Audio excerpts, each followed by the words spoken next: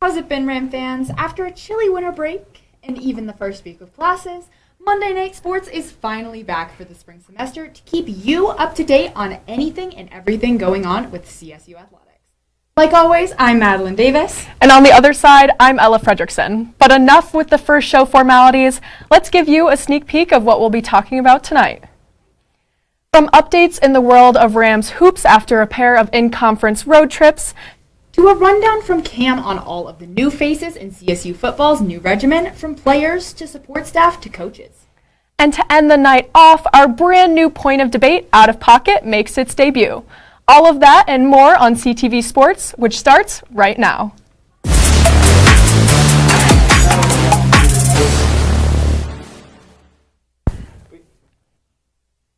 Coming off of a tight dub against the New Mexico Lobos in front of a Moby Arena record of nearly 4,000 student fans last Wednesday, the Rams took a trip down I-25 to take on the Air Force Falcons at Clune Arena this past weekend, hoping to make the Springs Moby South for the afternoon.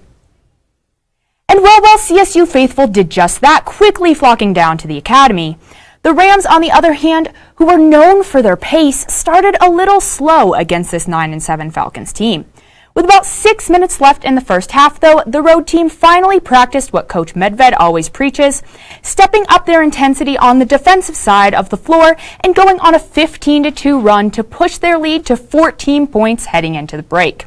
And sure, while the Falcons did come out more aggressive in the second half, it wasn't even close to enough to deny the Rams in this one, who comfortably ended up taking the win 73-53. When you look at the numbers, the thing that normally stands out for this team is its excellent shooting numbers and efficiency on offense. And well, this one was no different, seeing CSU hit a solid 57.4% from the field, including a 35.3 three-point mark, compared to Air Force's dismal 33.3%. And with their size advantage when compared to the Falcons, the Rams naturally won the rebound battle on the boards as well, 39-26, in addition to absolutely demolishing AF in the paint, 40-16. As you watch this squad game in and game out, what truly sets them apart has to be their incredible depth from 1 to 5. CSU scored 28 points off the bench down at the academy, with 15 of which coming from the always reliable guard, John Tonje, while Air Force was only able to manage 10. Here's what Coach Nico Medved had to say about the team's depth after the win.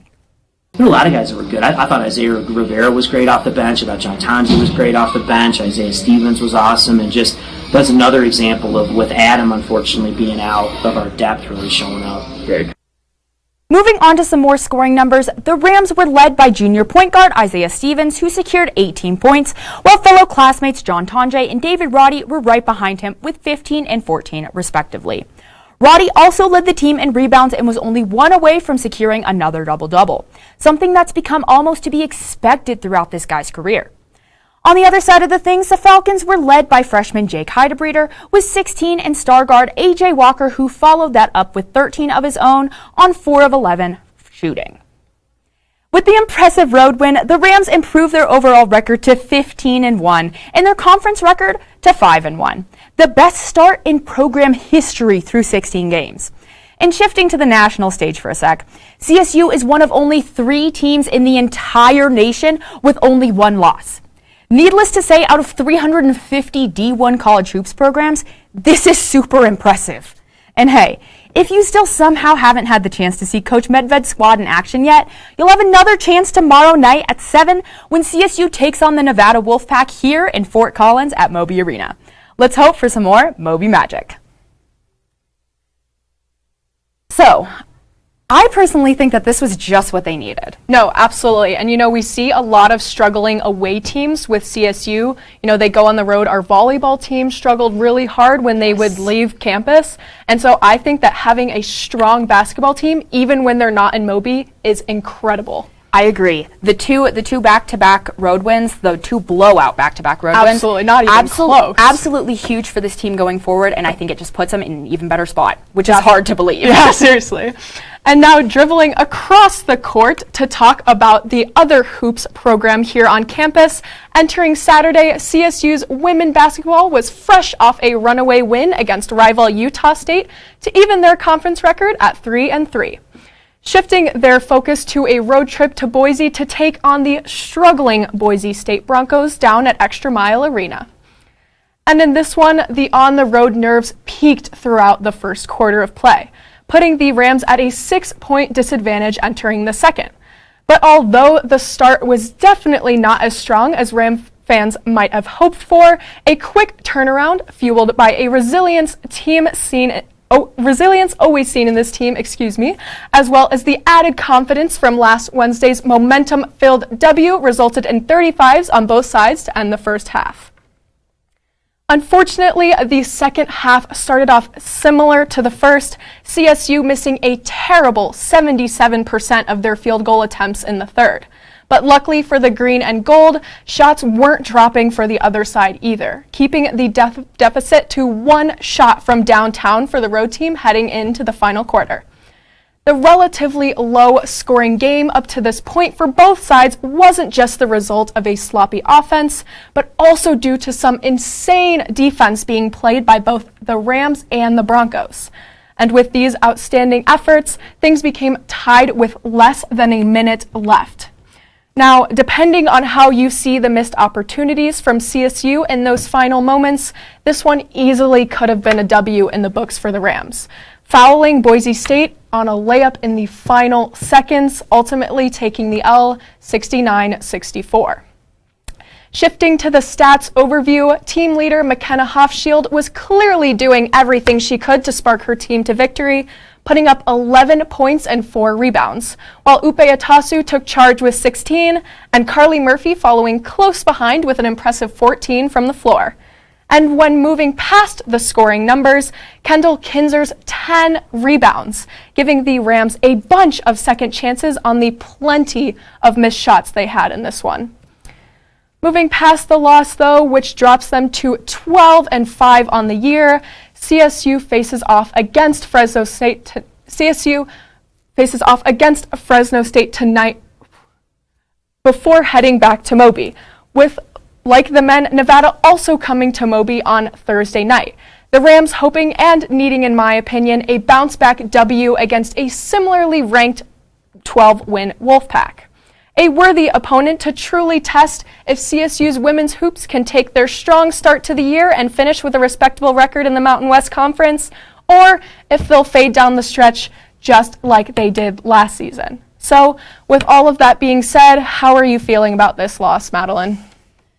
Yeah, this was a pretty disappointing one in my opinion. Boise State is not a very strong team compared to what CSU has been looking like. Absolutely. I don't know. They've struggled a little bit of late. It was a good win against Utah State, but the Air Force game, another game I think they should have won. No, seriously. I think it's going to be really interesting. I think when you come out sloppy, first quarter, there's a lot of room to fix your mistakes, but then when things continue and you're letting them turn into a pattern, there's no way you're going to come back in that game. And it's just going to look bad, especially when you're not at home. That momentum is completely against you. Yeah, I think that, coming home is going to be nice, but I think that the students, they need to get out there and support our women's team. It's really going to help them.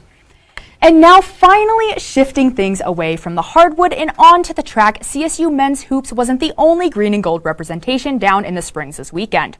Rams track and field made the trip down south as well to compete at the Air Force Invitational on Friday and Saturday. And while both the men and the women competed at the meet, it was the women who really shined through.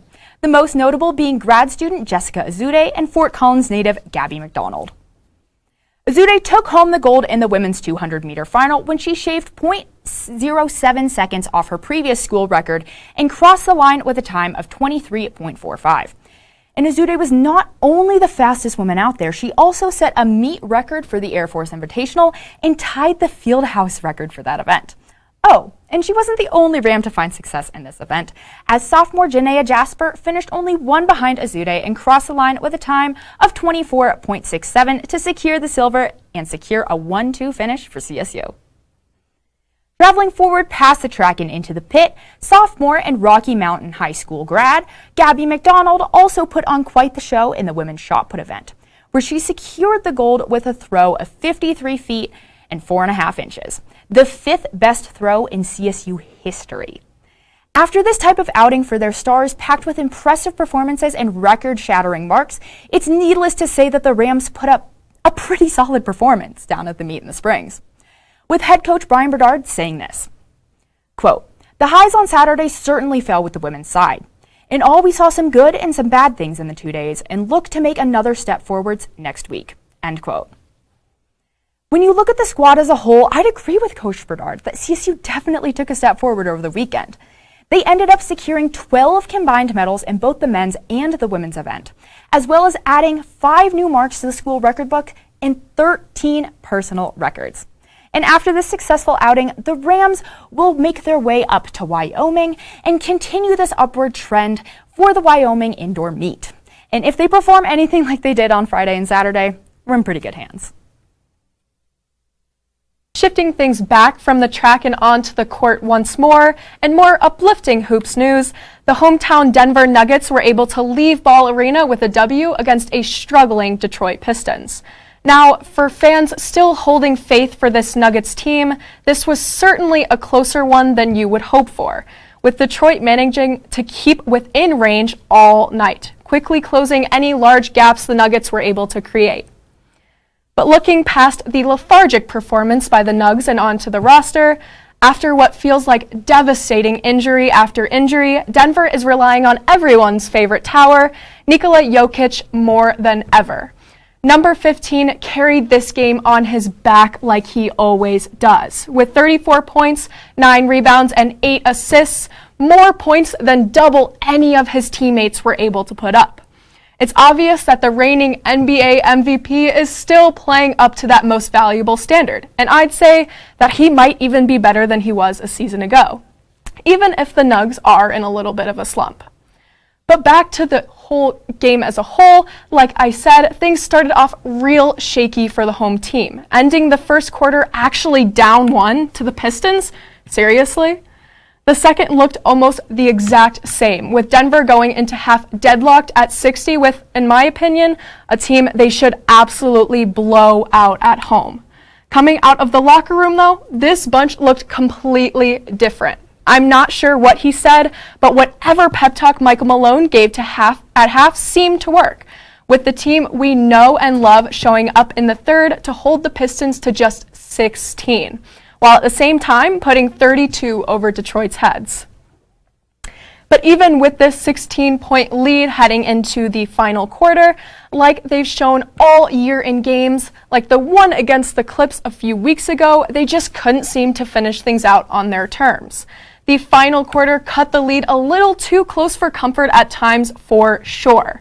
But the Nugs, helped by this massive cushion, were able to hold on and take things 117 to 111. After the dub, Denver now stands at 24 and 21 in the standings, a lot closer to 500 than I have predicted they'd be on the show in the past. But you have to cut me some slack. That potential-filled team had more than one star player when the season started back in October, and Michael Porter Jr. out on the court to complement the big man. The 23-year-old guard is still recovering from a nerve injury in his back that's plagued him for years. Needless to say, the news on the injury trail for MPJ wasn't too promising for this season's chase at a ring. An attempt to look for non-surgical alternatives late in October, that proved to not be an option, with the surgery taking him out for what could be the rest of the 2021-22 season. I get it. It's better to rest and be overly cautious with the guy you just gave a 5-year, $172 million extension to in September, but man, does this team miss him out there, and it shows in their record. But to mention a little bit of better injury news real quick, Jamal Murray is still expected to return this season after his ACL tear last spring. If Jokic keeps this up and Murray can return and be at least 80% of his old self, the Nuggets could go back to being a huge threat with this dynamic 1-2 punch. Jamal, you can't return fast enough. We'll just have to see how well this team looks in a few months when the pressure is really on.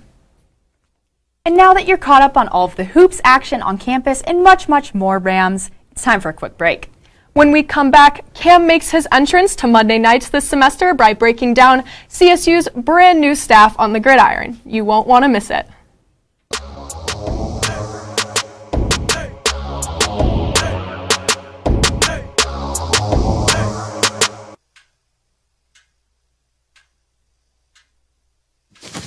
Awkward. I'm the awkward silence. You try to avoid me, then there I am again. But an awkward silence can be a great thing. Like Kelly here is about to demonstrate. You haven't really been yourself lately. Are you okay? Find out how you can help a friend with their mental health at seizetheawkward.org. What's up, Rams, and welcome back to the first edition of Cam's Corner, the Monday night version. I'm your host, as always, Cameron Evig. After the long layaway and close to 2 months since you last saw us here at CTV, I know a few things. It's been way too long since I've been up here, and I'm happy to be back. But this time on Monday nights. And although we may have had that much needed winter break, CSU athletics most definitely did not. Find out what brand new head football coach Jay Norvell has been up to this first month on campus, plus what has made the 15-1 Rams so successful on the hardwood. All that and more on Cam's Corner, starting right now.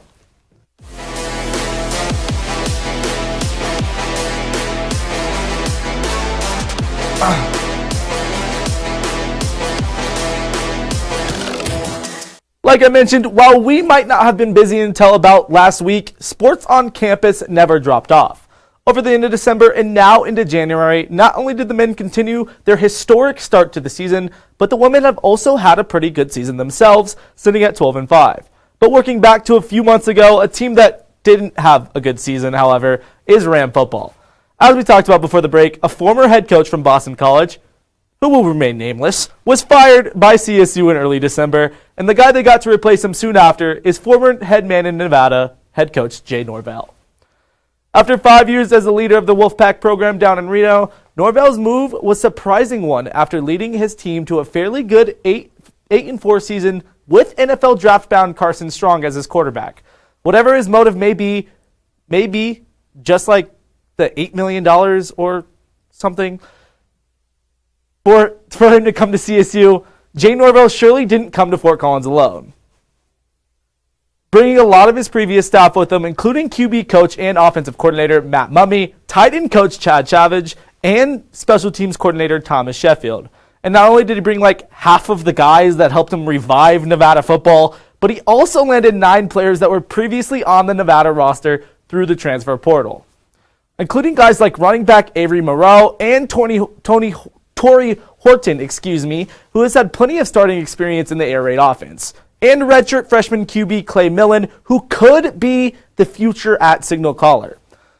These flips from the Wolfpack, plus some tireless effort on the recruiting class, landed the Rams the 4th best class in the Mountain West.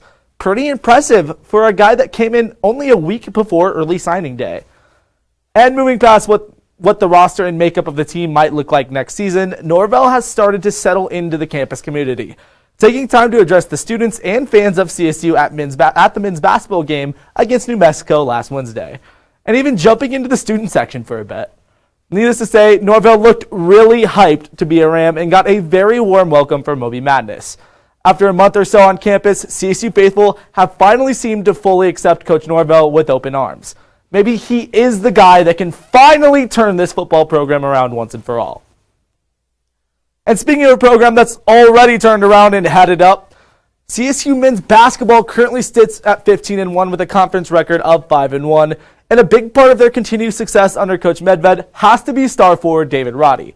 Now, like he usually does, Roddy had another nice game against Air Force with 14 points, 9 boards, and 4 assists. And although the stats aren't completely eye-popping, like we're used to seeing him put it up at Moby, number 21 has always had a huge effect on this team's success. To illustrate that, let's break down a few of the big man's plays just real quick so we can see what he actually does on the court that makes CSU so successful. As we see, first of all, he's just so good every time. The shot up 3, one more time, just for good measure. Easy 3, drain it down. He's been working on that. The steal on the fast break, Roddy leading it as the big man. We're going to pause it right here. 1, 2, 3, 4, 5 Air Force defenders surrounding him. Knows he can't go up for the... Surveys the court. He's going to find Kendall Moore in the corner. One more pass, Isaiah Rivera. Easy as... Jokic type pass to the corner. Roddy, one and up and under so smooth. And right here, once again, showing his phenomenal vision. Knows he can't drive, that Air Force defender is helping, but sees Isaiah Stevens on the back cut, makes the phenomenal pass over the head. Isaiah Stevens, the easy layup. Nothing to say about that right there. Absolute beast mode by David Roddy, showing his athleticism. And one more three to boot, because why not? One more from David Roddy, just to show exactly how good he is from that three-point line. As you can see, with plays like that dunk right there, the junior from Minnesota is a centerpiece of this squad thanks to his leadership, effort, and physicality in the post, as well as his improved perimeter shooting. And thanks to the help of the floor general Isaiah Stevens, who dished him some feeds inside. This is a team that definitely should be in the consideration for a spot in the top 25 once again. The guys play tomorrow against Nevada, and Madeline, Ella, and I will give our picks for the game and that and much more in our new segment, Out of Pocket, right after this break. Stay here on CTV.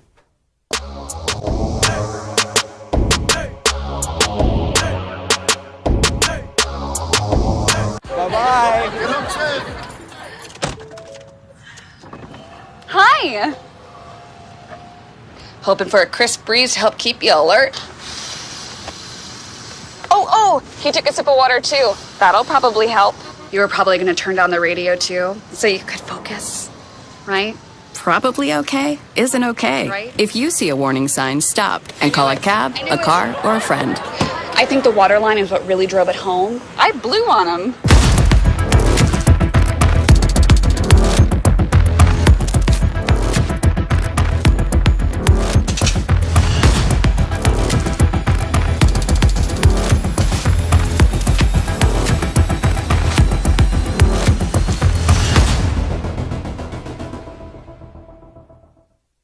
Welcome back from the break, Ram fans, and to our brand new segment to end off Monday nights, Out of Pocket, where we'll discuss a sports take from one of us on deck and decide if it's valid or completely ridiculous.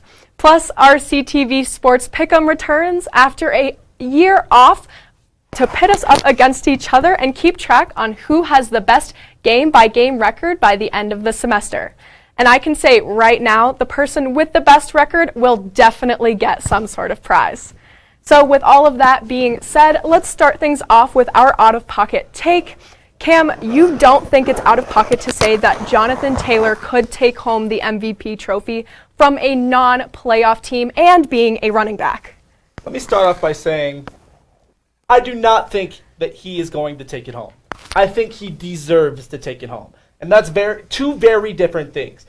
Jonathan Taylor, by far, was the best running back in the league this year. There's absolutely not debating that. By far, a top 5 offensive player in the league this year. I would put him at top 1, but some people would not. 1,811 rushing yards, 18 rushing touchdowns, led the league, 20 touchdowns in total, tied the league lead with Austin Eckler. He is the only reason the Colts even had a chance to make the playoffs. I won't talk about the Jaguars blunder to save any Colt fans some big agony. This is a quarterback award. That's all there is to it. The last time anything besides a quarterback won the award was Adrian Peterson in 2012.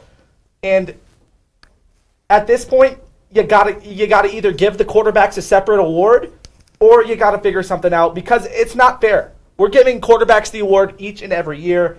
I just don't like it. You know what, Cam? I agree with you. I do think that he deserves MVP, and I'll tell you why. I mean, all of the stats that you brought up are completely valid. I mean, he did lead the league in rushing. We gotcha. Which, obviously that's a great stat. And also, you brought up the fact that he is the reason that the Colts made it as far as they did. Absolutely. And I think that MVP stands for most valuable player. And if you are a sole reason why your team is getting almost a chance to go to a postseason and your quarterback isn't even that good, that just shows how good you are as just everything. And so therefore I think he does deserve the MVP. I know you guys aren't going to like this one, but we can confidently all agree that Aaron Rodgers will end up with the trophy, right? So with that being said, I want to know why you think that it should be switched from a quote-unquote quarterback award when they do have the largest impact on a team. it's always going to be a quarterback from now on if we don't end up switching it. You know what I mean? It's just going to be quarterback after quarterback. It shouldn't be a revolutionary thing when a different position wins it. The last time a defensive player won it, Lawrence Taylor in 1986. That is blasphemy. You gotta get a defensive player as the MVP one of these years. That's absolutely unacceptable. That's all I gotta say about the whole thing. Yeah. Well, I can basically guarantee that JT won't be hoisting up the MVP trophy in a few weeks, but hey, I digress. Let's move on to our pick'em. Starting things off, we have our Rams hosting the Nevada Wolfpack tomorrow night down the road in Moby. ESPN FPI gives CSU a 85.3% chance to take the dub at home, and I'm totally loving that prediction. What do you two think? I mean, for me, you got to look at it. Nevada's on a 2-game L streak, coming off 2 tough ones. You got to think about CSU and how much pressure they have every single game. This is not a CSU program that's used to success. Yeah. As hard as it is to say. This isn't a school that's used to success. Every time that they get another win, they get more national attention. They can lose any one of these games, as we saw in that Air Force game when they were struggling with Air Force, and they were losing 3 starters the first Air Force game. Yeah. Air Force was down 3 starters, and they struggled the first couple quarters. In their defense, they hadn't played for a good 20-some days before that game. And as you saw, it clearly affects good teams, as SDSU lost with not even scoring 40 points to Boise State. Yeah, bye weeks, same idea. Yeah. I mean, I agree, though. I think that CSU is going to take this one. I don't think... Obviously, CSU is a very strong team. They have gotten national attention. They moved up in the coaches poll. They're now 22, and they're 29 in AP poll voting. So... obviously, they're a good team, and Nevada just isn't as strong. No, I think we can agree that if Nevada were to come into Moby Madness and actually keep up, we would be really surprised. Yeah. It would be, especially with the student turnout of last game. I mean, 3,844 students went to that game. Crazy. Biggest student turnout in history. Crazy. I think we do have to recognize the fact, though, that the Mountain West as a whole is a very underrated conference. Oh, absolutely. Mm-hmm. Absolutely. Definitely. We're just going to have to wait and see. Like I said, any one of these games could be a struggle with how much pressure that these guys have on them each and every game. And moving on, we've got the AFC Championship game, which pits the Bengals against the team coming off an instant classic last night, the Kansas City Chiefs, who I have heading into their 3rd straight Super Bowl. You guys agree? I completely agree. I said before the NFL season even started that the Chiefs were going to head to the Super Bowl once again, whether we like it or not. The Bengals, man, I love Joe Burrow. I love his energy. That man is contagious, but he just doesn't have what it takes to beat the Chiefs. I mean, to be honest, it's a miracle the Bengals have made it this far. I mean, good for them. They won they hadn't won a playoff game in 31 years, and now they've won 2. So, but... I mean, realistically, the Chiefs they're a much better team. Absolutely. I don't think there's a lot to say here. I think people are sleeping on the Bengals, as they should be. But you're not going to win this game. That's all I have. Well, and on the other side, for our last pick of the week, we have the NFC Championship, which marks round 3 for the Niners and the Rams over the course of the season. Let's keep this simple. I've got Matthew Stafford and the Rams in this one, and I have them going all the way. Here's why. 2 words. Von Miller. Interesting words. Not the words I was expecting. I gotta support him. I mean, in the most unbiased way possible, not a big fan of the Niners right now. I think you guys know that, but I do agree with you. I think the Rams will take this one and see the Chiefs in the Super Bowl. Jimmy G is the most average quarterback in the league. Average quarterbacks don't get to Super Bowls and win games like this. Yeah. And well, I guess we're all in agreement tonight. That's rare. And with that, that's all we have for you tonight, Rams. We'll see you next week. Thanks for watching and have a wonderful night.